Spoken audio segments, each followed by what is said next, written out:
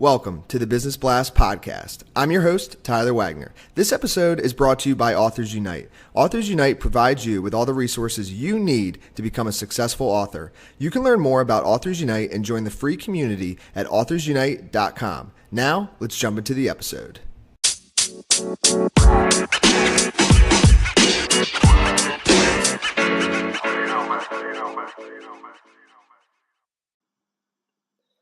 All right, everyone. Welcome back to another episode of the Business Blast podcast. I'm your host, Tyler Wagner. Today I have Vera Anderson with us. She is the founder and performance coach at Global Elements Consulting, Coaching, and Consultancy firm for world's elite entrepreneurs and creator of Financial Confidence Mastermind for female business owners. So welcome to the show, Vera.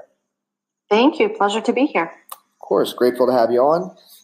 We'll dive right into the first one. The first question I have for you, Vera, is what is the best story from your life that has an underlying valuable message?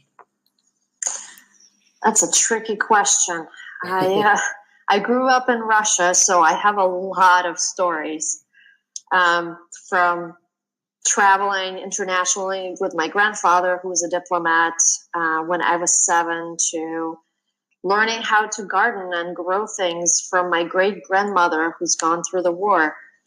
But I think the one story that sticks out in my head, and I think that's the most relevant for a lot of work that I do now, is when I was in high school, I made a decision that I wanted to become an international executive.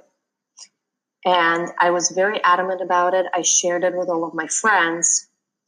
And about 7 years later, I was based in London. I was an operating partner at a private equity firm and running all over the world, serving on boards, moving millions of dollars around. I was running the treasury. And I had a conversation with a friend of mine from high school who reminded me that I wanted to be an international executive. And at that point, I kind of had a pause, because I was working 90-hour work weeks. I was stressed. I was jet lagged. I did not expect for my dream to feel the way I was feeling. And at that point, I started taking a step back.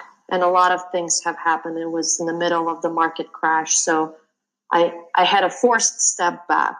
But it really started me on this path of understanding what it is that we want to create in life, outside of the financial side, outside of the career, outside of the title, and really focus on what does my lifestyle, what does my ideal world look and feel like.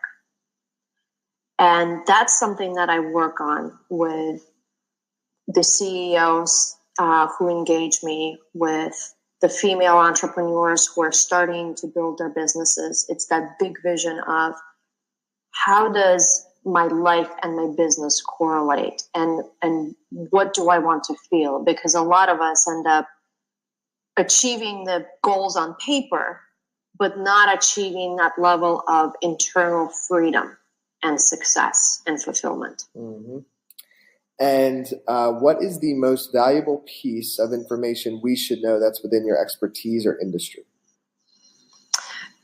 It goes back to spending time on looking at the big picture and really creating the vision for your ideal business, for your lifestyle, and starting to take steps towards that and taking incremental steps.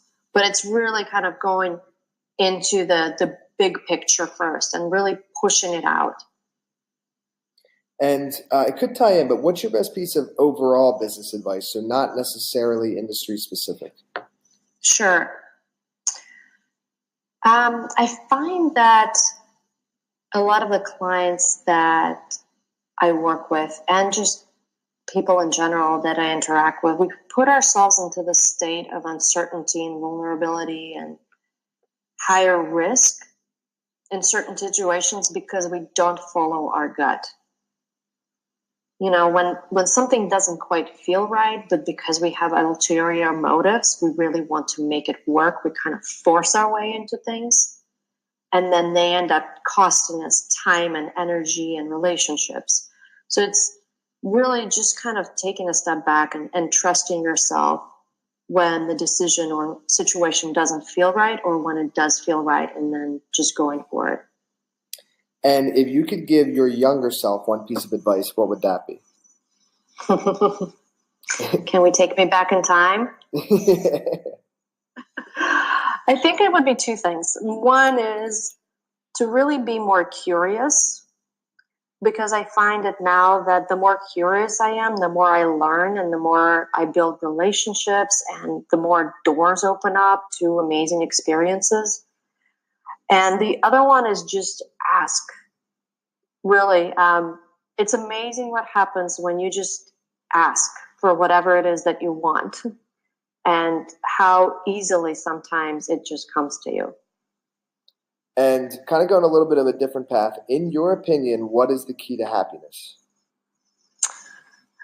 For me personally, it's helping other people, and it's supporting other people and helping them solve challenges or achieve something great in their life. I feel most proud, most excited when I'm able to do that, and really taking it outside of myself. Because when you focus on yourself, it's so easy to kind of go down the path and down a rabbit hole instead of just really enjoying what you're creating. And I'm excited for your answer on this next one.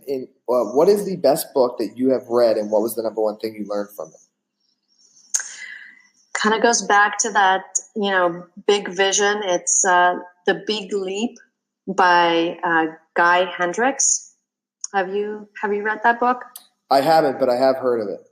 Yeah, it's incredible. It's talking a lot about hitting your upper limits, and it's relevant for everything, for your career, for your business, personal development, your relationships. You get to a stage where you kind of get to your upper limit, and then you have two options. You either stay there, or you start exploring what's keeping you there and then break through. Because in a lot of cases, those limits are not real.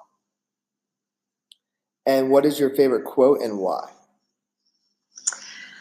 The favorite quote, I would have to say, there's a lot, again, but I'd say Napoleon Hill said, "There is no limitation to the mind except those that we acknowledge."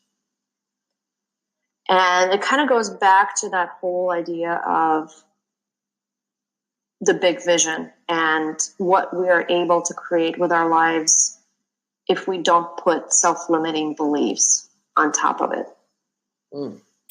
And yes, thank you so much for coming on. The last question I have for you before we let you go is, where is the best place for people to find and connect with you online?